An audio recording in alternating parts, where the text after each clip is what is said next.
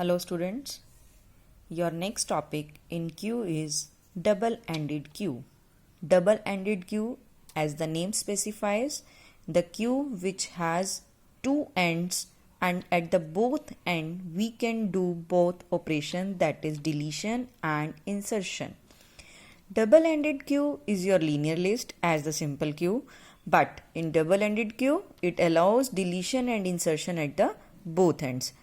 Double-ended queue can be called as DQ or DEQ.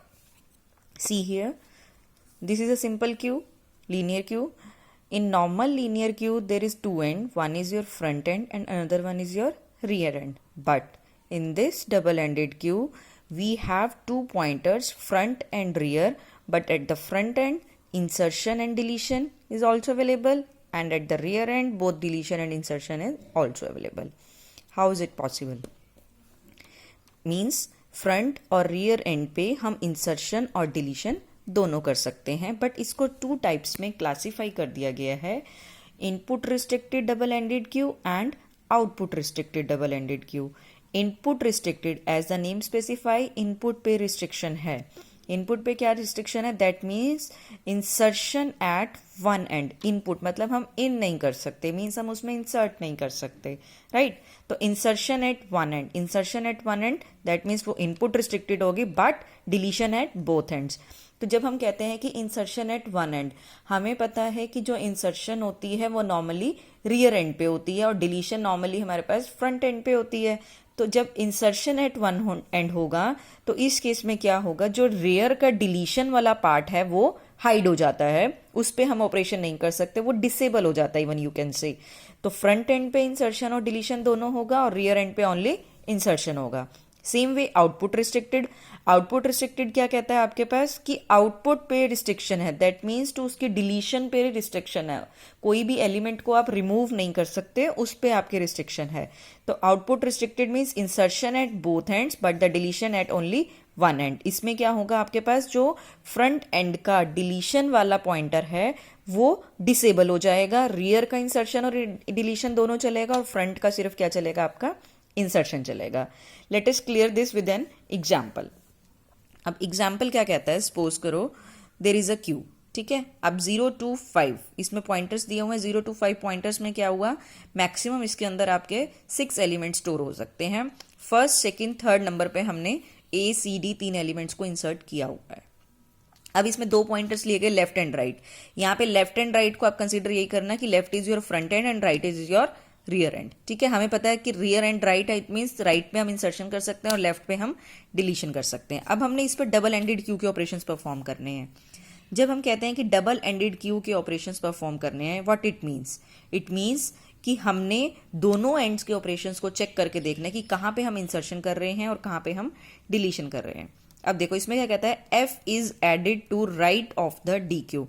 Right पे F add करना है, simply यहाँ पे ऐड हो जाएगा, जो रियर वाला पॉइंटर है वो इंक्रीमेंट हो गया. Clear? Then 2 later on the right are deleted. जो राइट के दो एलिमेंट्स हो उनको डिलीट कर दिया जाए. जैसे ही ये दो एलिमेंट्स डिलीट हुए तो राइट एंड पे ही हमारे पास क्या हो गई, डिलीशन हो गई. तो राइट के ही पॉइंटर को किया हमने.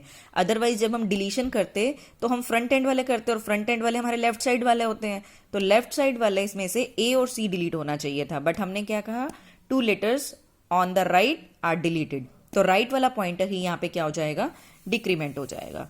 नेक्स्ट एक वो कहता है KLMR added to left of the Q. अब क्यू के लेफ्ट में ऐड करना है, अदरवाइज एडिशन कहाँ होती है, हमेशा रियर एंड पे, मतलब राइट एंड पे. के को ऐड किया, अब लेफ्ट में कोई स्पेस अवेलेबल नहीं है, तो वो क्या करेगा, अपने ही लेफ्ट में चेक करेगा स्पेस की अवेलेबिलिटी टुवर्ड्स राइट.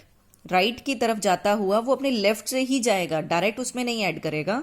तो जैसे यहाँ पे के ऐड हुआ, के के बाद उसको लेफ्ट स्पेस ये मिलेगा L, then is your M, ठीक है. तो यहाँ पे अब आप पॉइंटर देखो कहाँ तक पहुंच जाएगा आपका पॉइंटर, लेफ्ट वाला 4 तक, तो लेफ्ट पे 4 आ जाएगा.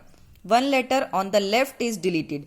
अब लेफ्ट का ये वाला पार्ट था ना M, लास्ट एलिमेंट लेफ्ट में M ही ऐड हुआ, तो इसमें क्या हो जाएगा, M को हम डिलीट करेंगे, राइट पॉइंटर को टच नहीं करेंगे, write pointer as it is रहेगा. जो लेफ्ट वाला पॉइंटर है वो हमारा यहाँ से डिलीट हो जाएगा. नेक्स्ट देखो, R is added to left and S is added to right of the D Q. R को लेफ्ट में ऐड करना है, लेफ्ट यही वाला पार्ट पड़ रहा है, R आ गया. एस को राइट में ऐड करना है, सी के बाद हमारे पास एस वाला स्पेस आएगा राइट का, तो एस हमारा यहाँ पे ऐड होगा। जब राइट में ऐड हो रहा है ये एस, तो राइट वाला इंक्रीमेंट हो जाएगा हमारे पास। और यहाँ पे क्या हो रहा है कि लेफ्ट में आर ऐड हो रहा है, तो ये लेफ्ट के देखो माइनस में आ रहा है, अपोजिट चल रहा है ना, तो लेफ्ट वाला पॉइंटर क्या हो जाएगा, डिक्रीमेंट हो जाएगा। इस एग्जाम्पल से हम ये क्लासीफाई कर पा रहे हैं, जस्टिफाई भी हो रहा है कि राइट और लेफ्ट हम दोनों पॉइंटर्स पे अपनी इंसर्शन भी कर रहे हैं और अपनी डिलीशन भी कर रहे हैं, बट कौन सा पॉइंटर इंक्रीमेंट होगा, कौन सा पॉइंटर डिक्रीमेंट होगा, हमने ये पॉइंटर्स चेक करके डी क्यू की इंप्लीमेंटेशन करनी है। ठीक है बेटा, थैंक यू।